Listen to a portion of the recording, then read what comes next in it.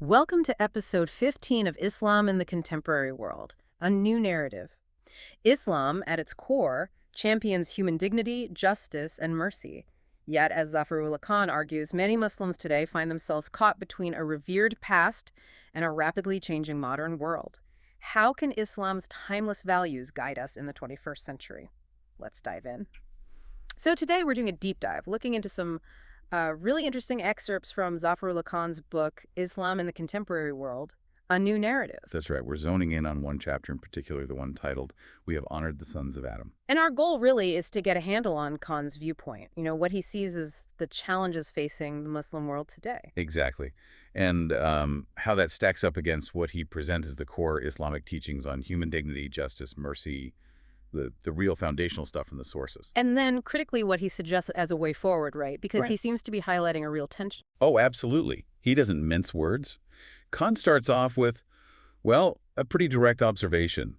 He sees many Muslims today as being, and this is his term, stuck to the past. Stuck to the past, that's quite a statement. It is. And he's arguing it's not just about respecting tradition. He thinks this sort of rigidity has actually stopped Muslims from creating a modern existence that's genuinely Islamic. Okay, so it's not just theory. He sees real-world impacts. Definitely. It Okay. connects it straight to communities, finding it hard to live peacefully, to prosper, to really achieve what they could. He views it as a serious obstacle. And does he pinpoint a specific reason for this? This being stuck? A big part of it, he argues, is a lack of what he calls real ijtihad. Datahead, that's the independent reasoning, interpreting texts for new times. Exactly. That process of thinking through how timeless principles apply now, he feels that's kind of stalled, or it isn't happening genuinely enough. Ah, okay. So the values are there, but maybe the application hasn't evolved. And he gives a pretty serious warning if things stay this way. He does, yeah. It's a real call for self-examination, for action. He urges Muslims to arise out of deep slumber and reform themselves. Basically, take ownership. Taking ownership. And he even brings in a Quranic reference, verse 9.24, suggesting that, inaction might lead to waiting for a divine outcome that, and I'm quoting him here, may not be to our liking. It carries a sense of urgency, potential negative consequences. Wow, that definitely adds some weight. But it sounds like he also believes Islam could have been a leader in developing a modern way of life, and maybe still could be. That's the contrast he sets up, the potential versus the reality he observes. Yeah. And that's where these core values become so important, which leads us right into that chapter title, We Have Honored the Sons of Adam. Right, that phrase itself speaks volumes about human dignity. What does Khan's book draw out about this principle in Islam? It's presented as absolutely foundational. The source points straight to the Quran, verse 17.70. It says, we have honored the sons of Adam, and goes on about providing transport, sustenance, special favors above a great part of our creation. So it's spelled out right there in the scripture, this inherent honor, this special status for humans. It is. And the source uses that symbolic story, found across Abrahamic faiths, including Islam, about the angels bowing down to Adam. Right, I remember that. The argument is that act itself shows the high rank, the nobility, the inherent dignity given to humanity. Angels bowing to humans. That certainly frames human worth in a powerful way. Now, is this dignity just for Muslims or broader? And this is absolutely key for Khan. He stresses that this honor, this dignity, is for all human beings. No ifs, ands, or buts, no limitations, no qualifications. Doesn't matter about color, creed, race, gender. It's universal. Universal, unqualified dignity. That feels like the absolute bedrock, doesn't it? From which other rights must flow. Exactly. And the sources then build on that, highlighting key pillars like justice, equality, economic rights, all drawing from the Quran and Hadith. Okay, let's break those down. What about the right to life? That seems fundamental. Hugely fundamental. The text brings up Quran 5.32, which has that incredibly powerful line. You know the one? About slaying one person being like slaying all humanity. That's the one. If anyone slew a person, it would be as if he slew the whole people. And if anyone saved a life, it would be as if he saved the life of the whole people. The weight of a single life. It's immense. It really is. And then there's Quran 6.151, warning against taking life unless it's by way of justice and law. Okay, so there's an exception, but it's tied to due process. Precisely. The author clarifies this means only through a proper legal process, a court decision. It's very distinct from just, killing someone. And the source also mentioned the severe warning in Quran 4.93 for intentionally killing a believer. So justice is intrinsically linked to protecting life. What about economic rights? That feels very relevant today. Very much so. Economic justice is highlighted. There's Quran 51.9, talking about the right of the needy within the wealth of others. It implies a kind of social responsibility. A responsibility to share to ensure people's basic needs. Yes.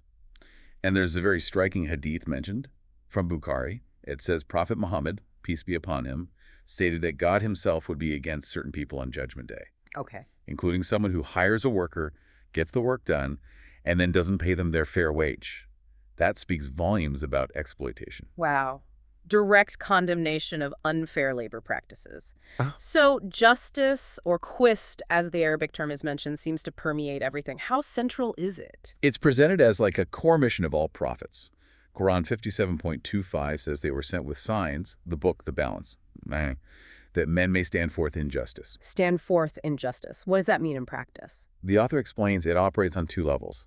Internally, it's about achieving balance, equilibrium within yourself. Externally, it's about building a just society, eliminating unfairness, making sure everyone gets their rights and fulfills their duties. Personal and societal balance. And the standard for justice seems incredibly high. Incredibly high. The source quotes verses like Quran 5.8, Right. which says to be just even towards people you hate, because justice is next to piety. Even towards enemies. That's challenging. It really is. And then Quran 4.135 takes it even further. Stand firmly for justice, even if it goes against yourself, your parents, your family. And 4.58 is just blunt. Judge with justice, period. No exceptions for bias. What about individual accountability? Does my burden fall on someone else? Nope. The principle from Quran 6.164 is clear. No bearer of burdens can bear the burden of another. You answer for yourself. Okay, so we have dignity, life, economic fairness, this demanding call for justice. What about equality? How's that framed? As absolutely fundamental, cutting across everything. The go-to verse here, mentioned in the source, is Quran 49.13. The one about being created from a single pair. That's it. O mankind, we created you from a single pair, made you into nations and tribes that you may know each other. Not to rank each other, but to know each other. So diversity is for recognition, not hierarchy. Exactly. And the verse concludes, verily the most honored of you in the sight of Allah is he who is the most righteous of you. Righteousness is the only metric. And does this translate into everyday behavior? Yes, the source connects it to other verses in the same chapter, Quran 49. Don't mock others, don't be overly suspicious or spy on people. Respect privacy, like asking permission before entering someone's house, which is from Quran 24.27. It's about basic respect stemming from that equality. These are very practical aspects of living out that equality and freedom of belief. Is that covered? Yes. Briefly noted is the principle from Quran 2.256, no compulsion in religion. All right. So Khan is laying out this really rich foundation from the core texts. But values on paper are one thing. How does the source talk about Prophet Muhammad embodying these, especially mercy? Mercy, or Rahmah, is huge. It's presented as almost his defining purpose. Quran 21.107 calls him a mercy for all creatures. Not just for humans, but all creatures. That's broad. Incredibly broad. And Khan's book apparently uses the prophet's life, his seerah, as the prime example of living these values. He mentions things like the Charter of Medina, the first constitution ensuring rights for different communities, and especially the farewell sermon. The source actually calls it the first formal charter of human rights. That's a powerful claim, the first human rights charter. What key points from that sermon does the source highlight? It lists several that directly echo those Quranic values. Things like the sacredness of life and property being inviolable. Okay. A clear statement against inequity. You will neither inflict nor suffer any inequity. Big emphasis on the rights of women. And absolute quality, no Arab over non-Arab, no white over black, except through piety. Directly reinforcing that Quranic verse. Exactly.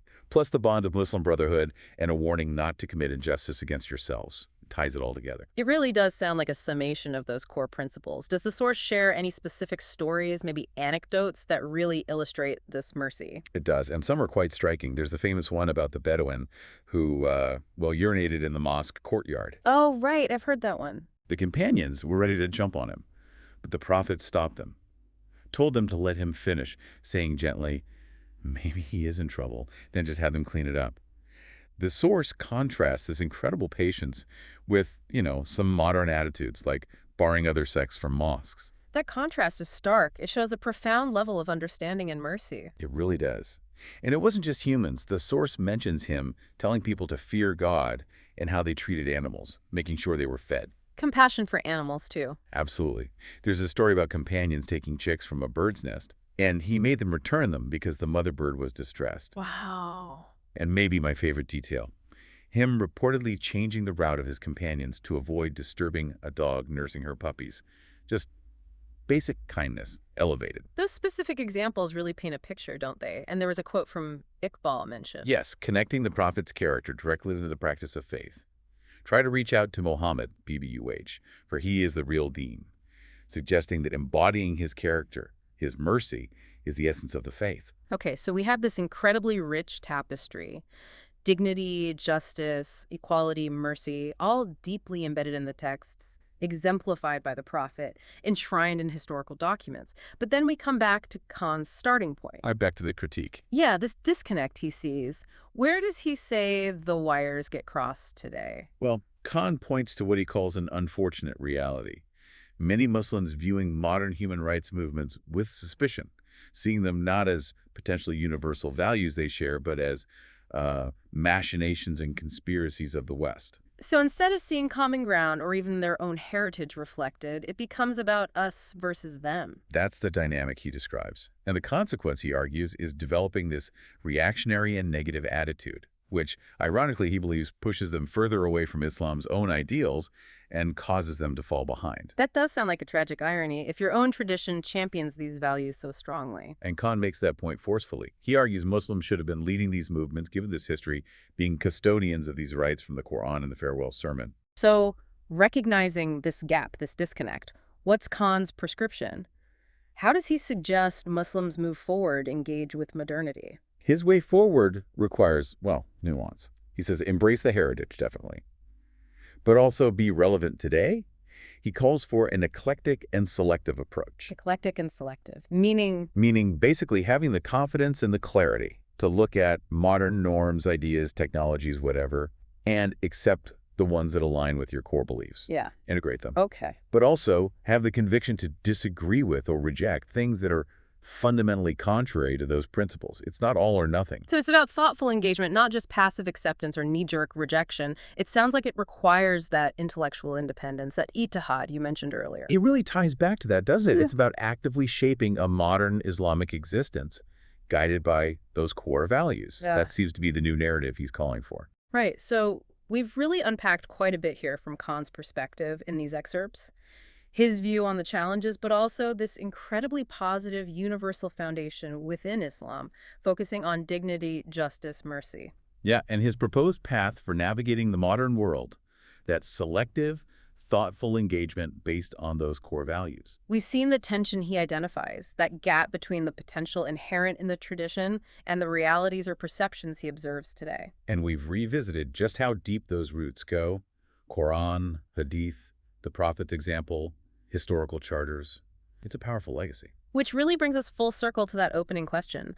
How can these timeless Islamic values guide people effectively in the 21st century, especially given the challenges Khan points out, like being seen as stuck or reacting negatively? It definitely leaves you thinking. It does, and maybe the provocative thought to leave you, our listener, with is this. If Islam's core principles, as laid out in these sources, already champion human dignity, justice, and mercy so profoundly and universally, what is it internally within the community or externally in the world that seems to prevent Muslims from consistently leading on these fronts today? And perhaps more importantly, how can that gap truly be bridged?